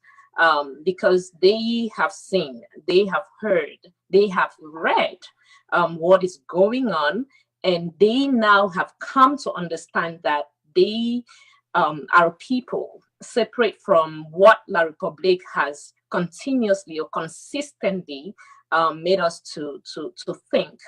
Last year when this struggle started in 2016, and then moved into 2017, which and our kids stopped going to school, or our children stopped going to school. One of the things that I did, or I took upon myself to do, was get people, or younger people, and teachers to tutor the younger kids. So we actually had about 8 tutoring groups. We had about 8 tutoring groups around the northern zone. And what we were doing was, we had the older kids, which the ones like in Form 5 or in secondary school, the higher level of secondary school and high school, teach the younger ones in primary school. And then we had teachers, volunteer teachers that were teaching the high school. Now, they were not teaching what, they would normally teach in class. They were just teaching the basics of, just keeping them consistent with what they have been, just keeping them focused and, staying out of trouble, maybe things to do with English and math, so that they don't run out of not knowing things when that time comes for them to go back to school. So, and it's the same thing that my sister Grace mentioned with regards to General Ivor, who is taking the lead right now in trying to galvanize PTA teachers to educate these kids. These are some of the things that we can implement. I know for sure that there is actually an educational program or a tutoring program going on right now in a few of the camps in Nigeria. And this educational thing was actually done by one of our brothers who have like an organization somewhere somewhere here in the diaspora. So he took upon himself, I think he bought tents and chairs, or chairs actually, for kids to study. And these kids get up every morning and go out there, sit in their camp or in their tent and study. So these are some of the things that we can actually do. Now, for those that have been internally displaced, I don't know how this is going to work, because we are still thinking about security, right? We are still talking about security, and we know that that's a major problem. We know that La Republique still get into our, they are still roaming around and, looking for scapegoats to kill. This, I don't know. I wish there was a way that we all could figure out a way to get these kids to, am I in here? Yeah, you are. Just go ahead. Oh, okay. I thought I left. So we have to figure out a way to, get these kids to get some kind of education, formal, informal, like my sister Grace said, informal education that can still lay emphasis on, our history, the Southern Cameroon's history, and also keep them consistent with their basic language skills or their basic mathematical skills. We have to look for a way that is also, we are going to do these things, but at the same time, keeping them safe. As internally displaced people, is this possible?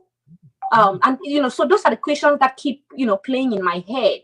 I was actually reading something about Eritrea and how they went about engaging the kids during the time of the conflict that they had, and it was similar to what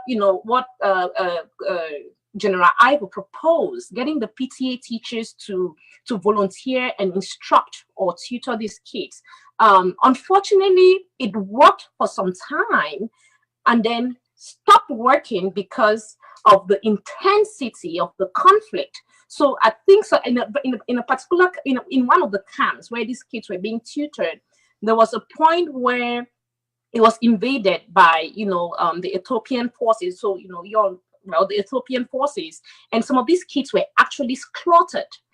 So as much as we want these kids to get this informal education in their various settings, we still have to be very, very concerned about their safety. I wish there was an easy way to an easy solution to this, but again, we have to figure out something. I don't know, and like I said, we need a solution, we need an alternative. I am as much as I am so confused, like every other person as well. Well, you're really not confused. You've actually given a suggestion, which is also one of the things that many of us, we are advocating for. I think we should be rounding up right now. And just before we round up, each one of us will just come and give a closing statement to what we've said and regarding everything that we've said. And I just want to add here that we should not forget that when we are insisting on the right of education, the right to education for children, we should know that if the children are going to school, the education they are acquiring should also be quality education. They have a right to education, but they have an even bigger right to quality education. And if we are talking, because most people, you hear people are saying that the Eritrean War of Independence, the people were going to school even when the war was going on. Like you said, that's true. Part of it, those were captured territory. But can we conveniently say in our revolution now that we have really some territories that have been captured? Can we really conveniently say so? And let us not forget that just like we say we leave nobody behind, we also leave no child behind, because in terms of education, education will go on simultaneously in our territory when we get our independence. We should be able to understand that this is a revolution and we have to sacrifice. When we sacrifice our money, we sacrifice even our lives and all these things. We also have to sacrifice our educational system. When Hong Kong came out and said they wanted to clean the system, the cleaning of although it involved a lot of things, it had to do with the economy, it has to do with education, because there was so much fraud and corruption in the system, but they had to sacrifice all those things because they wanted a better society. If we honestly want our children to come out with certificates that we can boast and say, yes, I am holding this certificate, then we should be able to also sacrifice. We are not praying for this war to go on for ages, but we are also praying for our parents to be patient. We are praying for our people to be patient, that we are in a revolution. This is not a joke. We have to sacrifice if we truly want a system that would train people to come out and be entrepreneurial and people who will be self-reliant and be able to develop our society. We should be able to sacrifice. Talking about sacrifices, just like Comrade Grace said, this is the time like never before. We have to dip our hands deep in our pockets and foot the revolution. We cannot sit and talk about school resumption without having buildings for our children to go and sit. If we must have buildings for our children to go and sit, then we must be able to have our own territory. There should be ceasefire, there should be nothing happening in our territory, and we rebuild all that which has been destroyed. So this is a time for us to actually put our hands deep in our pockets and make sure that the territory is hot. And if that territory is hot, we make it ungovernable for the occupier, definitely they will leave our territory. And once we reclaim everything, we will reconstitute the educational system and give our children the best. We are leaving no soldier behind, so we are also not leaving any child behind. So that is our policy. We will be able to have that system that we've all been yearning for. So on this note, I also want to just pass the word to the woman of God so that she can also round up. We've gone on for so long. So just give your last words to what we've said so that we can round up for our people.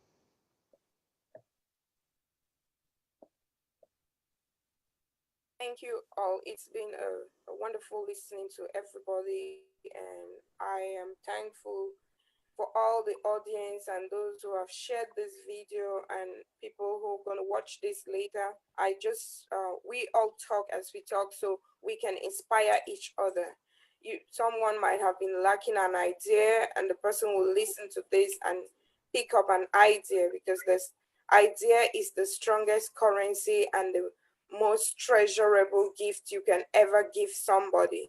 And so I'll encourage everyone that has come on this platform and everyone that will listen to all the contributions that have been given to make the most of it. I used to say, when you are faced with challenges and all you can do is complain, you are far away from ever seeing your solution. But when you are faced with challenges and you start to reason about how to get out of that challenge, you find out that that challenge was an opportunity. And so this is not a bad omen happening to our people. It is an opportunity for everyone to come on the deck and we redefine our destiny. Just like our fellow comrades have said, if you defend the right to life, then there will be room for them to have education. Traumatized children will not be able to learn. Children under the sound of guns and barrels of gun at their nostrils will not be able to learn. So this is only a season. Hang in there. It's only going to be for a while. And it is only a night that will give birth to a new dawn. And we look forward optimistically with all our supreme confidence in God that this revolution will give birth to a brand new territory, and we will all walk in as brand new reformers and turn the tides and have a better future for our children and have a better nation. Thank you, and God bless you. Thank you so much, woman of God, for that wonderful closing. Lady A, now I give the floor to you to give, make it short, please, so that we will close up. It's already past 10 p.m. Amber time, so take the floor. Thank you very much. If there is ever a time where we should defend our people, it's now. Yeah. If there is, La République is not sleeping. La République will not sleep, will not lie low and allow us to do the things that we are doing now. Yeah. It's important, it's imperative for us to fund Ground Zero. There is only one right we are fighting for, and that's the right to life.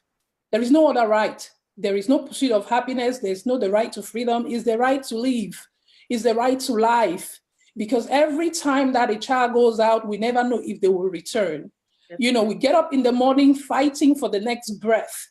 It is important to keep our people safe.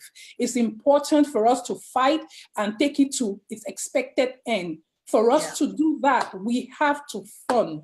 We have to fund our foot soldiers. We have to fund those who are doing the work. We have to take this to an end. There is no joke. If you were giving $50, give 100. If you had not spoken about our revolution to people, go to your work, go to your job site and speak to people. We should be stakeholders to our freedom. We cannot stay back and tell other people to do and make. And before I close, I just want to give 21 gun salutes to the Amber ladies on Ground Zero, to the women on Ground Zero who have their boots on the ground, who are protecting our territory side by side with the men. I want to say you've never really been acknowledged. Today, we are acknowledging you. We are giving you 21 gun salutes. We say, sisters, Ambazonia must be free. Because of your sacrifices, we will sacrifice. You're giving us the courage. You're strengthening us to go through. From a student to one carrying an AK-47, there is no reason why I should stay back. Thank you, sisters. We say Ambazonia must be free. Amber must be free. Abu, Thank you. any last words? Yeah, thank you so much. Powerful ladies. Brilliant talks here. So there is a sentence or a statement or a part in the anthem that says, "Our children shall be like the stars above." Yeah, like our children shall be like the stars above. Yeah. the reason why some of us are in the diaspora is because we could not be like the stars above in our own country. We could not be as bright like the stars above in our own territory. And that is because we were not given that opportunity to be the people or the persons that we wanted to become. The reason why we are out here today and talking to our fellow mothers and fathers on the ground who see the need or who think that there's a need for their kids to head back to school is because we want our children, we want our little sisters, our little brothers to be like the bright and the shining stars above. Because that is what God made each and every one of us, to be bright and shining. Yeah. And to contribute to society in every way possible. And like my sister Grace said, we are standing with each and every person on ground zero. Be you a child, be you a mother, be you a father, be you whoever. We are standing with you arm in an arm, supporting you in every single thing that you do. You all are the ones that hold the key to this revolution, because you all are the ones standing on the ground and facing the barrel of a gun. So we stand with you all arm in arm and supporting you. And we are out here. We will do our best to make sure that we support financially, emotionally, and however you all need our support, we will provide that in the best way possible. So I thank everybody on Ground Zero. I thank each and every one of you that are doing your utmost best to free Ground Zero and to free all of us from this craziness of La Republique. Thank you all so much. Thank you so much, Abu Free. Thank you so much, woman of God. Thank you, Comrade Grace. And just to say my own final words, I'm just saying that us in the diaspora, let us not forget that these people on Ground Zero, they're sacrificing everything they have. They are putting their lives on the line. They're fighting for the freedom of our people. They're just trying to make sure they bequeath for us a homeland that we can move from where we are and go home safely and freely. So if they are sacrificing their lives, if they are also sacrificing a Monday or a Tuesday or a Wednesday, 1 week of ghost town, we should also be able to sacrifice at least our own Monday paychecks so that the revolution can run, they can function effectively. If they can sacrifice their time, their lives, their everything, their families, and they're fighting for our freedom, we should really cultivate that attitude of sacrificing even our paychecks of 1 day every week so that our homeland can be free. Most of us, we come online and we say the Eritrean War of Independence. Let's not forget that these same people we quote every day, they were the salaries were being deducted every month for the liberation of their homeland. So if we really want to make this thing quick, if we really want to go back home and have our children back in school, then we should be able to really sacrifice. We should be able, somebody said he's going to take up a second job. Yes, that is the strength of that person. But there's another person who doesn't even need a second job. The job that that person has is enough to sponsor this struggle. So we are just calling on those people who are still sitting on the fence. The Eritrean war we are talking about, when some massacres took place, those that were sitting on the fence said, no, we've had enough. I'm asking you, is the massacre that took place in Menka, is it not enough to move you to remove that money from your pocket and say, defend our territory? That territory that people are not saying that come and defend it, give us the money, we're going to defend it for you, give us the material. Is the massacre that took place, the Manu massacres, the Batibo, the Bello, and all those things, the bloodbath on our street, is that not enough to move you so that you can come out from that place where you're still sitting and feeling comfortable to fund the guys on the ground so that they can defend this and chase La Republique out and for us to all go home and sing that hippie yap yap song and enter Boya. So we should all be thinking of this. Let us sacrifice. Those who don't have sacrifice, don't come online and insult people. I see people coming here and they are saying all sort of rubbish. That isn't going to take us to Boya.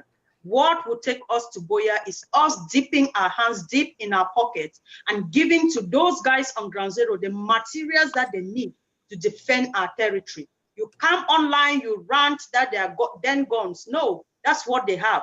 If you don't want them to use den guns, then give them AK-47, and that will be through your paycheck. So that is what we are calling on you all to do right now, because at this phase of the revolution, there is no more room for begging, there is no more room for name calling, there is only room for action. Right. That is what we have to do right now. So fellow Ambazonians, fellow soldiers of the revolution, if you are called a soldier of the revolution, you should be able to act as a soldier of the revolution. We are calling on you to stand up and defend your motherland, defend Mother Ambazonia, defend it and bequeath it to the future generation. Let's not give to our children what our forefathers gave to us. So thank you all for joining, and we'll be coming your way often. And like last week, we were talking about launching Operation 100 Bag Rice. We've not started, that is not yet over, or it has not even started. So we're calling and encouraging all other women to join and come out and speak. Let us all come together and see how we can help our soldiers to live. Like the woman of God said, if he doesn't die of a bullet, he doesn't need to die of famine. So we should be able to give them food to eat, to sustain them, to be able to fight, to persecute this war for us. Thank you all very much for coming. Thank you, viewers. Thank you for your time. We've gone for so long, but we appreciate you for staying with us. Okay, ladies, thank you. And for our foot soldiers, thank you. Thank you all. Thank you. Bye. Bye.